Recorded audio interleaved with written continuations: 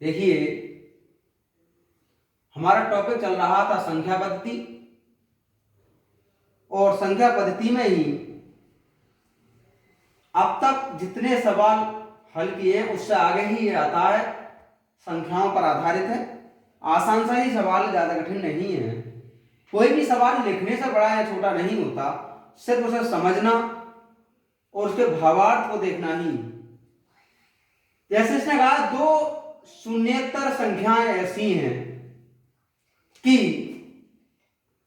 उनका अंतर, उनका योगफल तथा उनका गुणनफल इतने के अनुपात में है।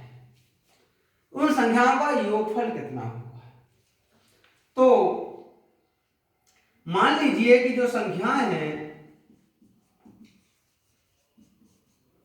वो एबीसी हैं। अगर एबीसी संख्याएं हैं तो उनका अंतर, उनका योगफल और उनका गुणनफल, जो अनुपात दिया होता है, उस अनुपात को अगर हम संख्याओं के बराबर लिखें तो कोई ना कोई एक कांस्टेंट लेना होगा, हम सीधे नहीं लिखेंगे। जैसे कि ये 1 है तो इसे k मान लिया, इसे 5k मान लिया, इसे 36k मान लिया। अब इन दोनों का गुणनफल इसे 36k मान लिया। ये हुआ 2a 6k, a का मान 3k हुआ। 3k प्लस b बराबर 5k, यहां से b का मान 2k हुआ। हमसे कहा इन संख्याओं का योगफल, ये यहां लगाया, ये हुआ 3k इंटू 2k बराबर 36, यहां से k का मान 6 मिला। संख्याओं का योगफल कितना होगा, यानी a प्लस b कितना होगा? तो 5 और k का मान 6, कितना होगा? 30। अर्थात उन संख्याओं का योगफल 30 होगा। देखिए नेक्स्ट क्वेश्चन से, देखिए अगला क्वेश्चन आता है, 3 धनात्मक संख्याओं में पहली और दूसरी का गुणनफल 42, दूसरी और तीसरी का गुणनफल 56, तीसरी और पहली का गुणनफल 48 है, तो तीसरी संख्या क्या है?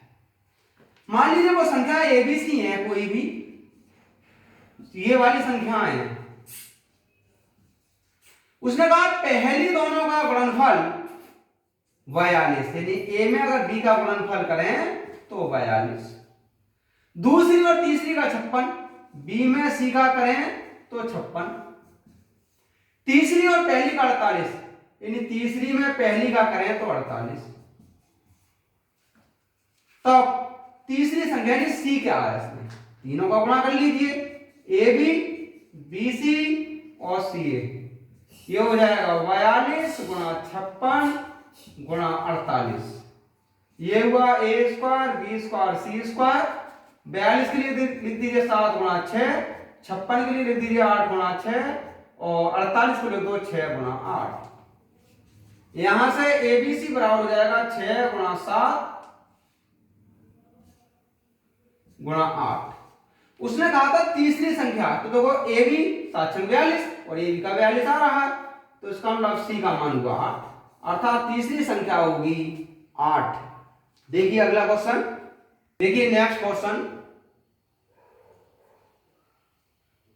उसने कहा दो संख्याओं का योगफल 16 है और गुणनफल 55 है, इनके बीज क्रमों का योगफल क्या होगा? तो देखिए योगफल दिया है 16 और गुणनफल दिया है 55। उसने कहा बीज क्रमों का योग क्या है? तो बीज क्रमों का योगफल ये रहता है इन संख्याओं का योगफल बटा इन्हीं का गुणनफल। संख्याओं का योगफल है 16, गुणनफल है इनका 55, अर्थात इन संख्याओं के बीज क्रमों का योग होगा 16 बटा 55। देखिए नेक्स्ट क्वेश्चन अब की बार कहा है दो संख्या में 5 का अंतर है, यदि उनका गुणनफल 336 है तो संख्याओं का योगफल कितना होगा? तो देखिए, इन संख्याओं का अगर वो योगफल निकालना हो तो संख्याओं का योगफल ये बराबर रहता है वर्गमूल, इनका जो अंतर है उसका वर्ग प्लस 4 गुणा गुणनफल, जो संख्या का गुणन दिया है वो निकाल लीजिए। अंतर है 5, 4 गुणा 336,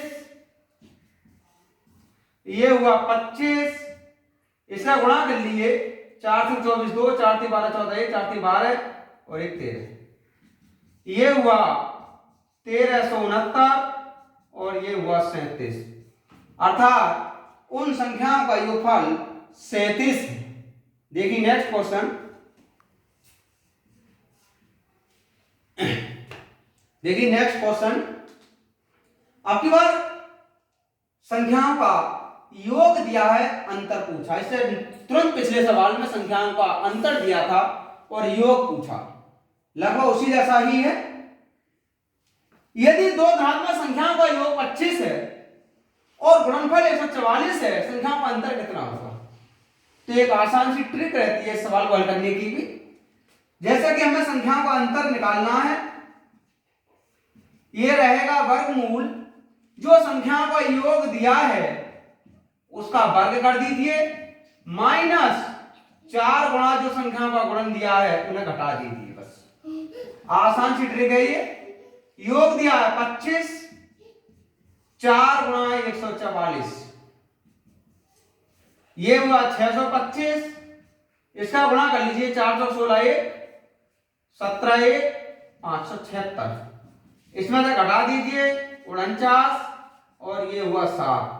तो जिन संख्याओं का योग 25 गुणनफल 144 है, उन संख्याओं का अंतर 7 है। देखिए अगला सवाल, देखिए नेक्स्ट क्वेश्चन आता है अगला। इसमें क्या कहा है? दो संख्याओं का गुणनफल 336 है, यदि उनका योग अंतर से 32 अधिक हो तो वे संख्याएं क्या होंगी?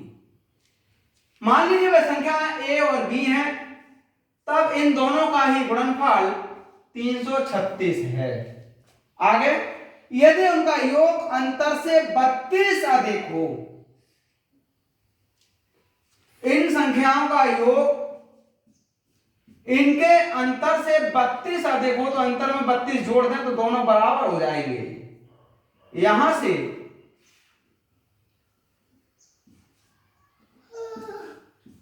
ये इधर है 2b बराबर 32, b का मान 16, यानी b 16 है। ये इसमें लगाया, a बराबर होगा 336 बटा 16 अर्थात 21। तो वे जो संख्याएं होंगी वो 16 और 21 होंगी। देखते हैं अगला सवाल।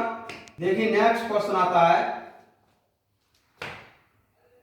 किसी धनात्मक संख्या और उसके व्युत्क्रम का योग उस संख्या व उसके व्युत्क्रम के अंतर का 3 गुना है। कहने का मतलब क्या है उसका? किसी भी धनात्मक संख्या, मान लीजिए संख्या a है और उसके व्युत्क्रम का योग इसके व्युत्क्रम का योग, फिर आगे उस संख्या यानी यही वाली संख्या और उसके व्युत्क्रम का अंतर और व्युत्क्रम का अंतर का 3 गुना है, वह संख्या क्या होगी? यह हो जाएगा a प्लस 1 बटा a, 3a माइनस 3 बटा a, ये हुआ 2a बराबर 2 बटा a,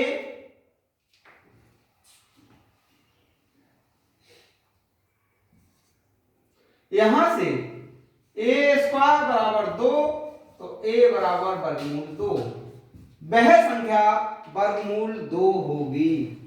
देखते हैं नेक्स्ट क्वेश्चन इससे। देखिए नेक्स्ट क्वेश्चन आता है, आपकी बात भाग विधि पर आधारित टॉपिक का सवाल है। इससे पहले हम संख्याओं पर आधारित टॉपिक पढ़ रहे थे। ये नेक्स्ट टॉपिक है हमारा। एक संख्या को जब 49 से भाग दिया जाता है तब शेषफल 32 आता है। यदि उसे 7 से विभाजित किया जाए तो शेषफल कितना होगा? फिर समझिए, एक संख्या नहीं दी है, एक संख्या को जब 49 से भाग दिया जाता है तो 32 शेषफल बचता है। यदि उसे 7 से भाग दिया जाए तो शेषफल कितना बचेगा? तो ये देखिए, सबसे पहले कि जो लास्ट में 7 से भाग दे रहे हैं, अगर इस 7 से 49 को भाग दिया जाए तो कोई शेषफल नहीं बचेगा। अर्थात हम ये भी कह सकते हैं कि 49 7 से भाज्य है। तो अगर ये 49 7 से भाज्य है तो 32 भी 7 से भाज्य होना चाहिए। हमें जो शेषफल ज्ञात करना होगा, अगर हम 32 को 7 से भाग कर दें तब जो शेषफल होगा वह वही शेषफल होगा जिस संख्या को 49 से भाग देने पर 32 आया था।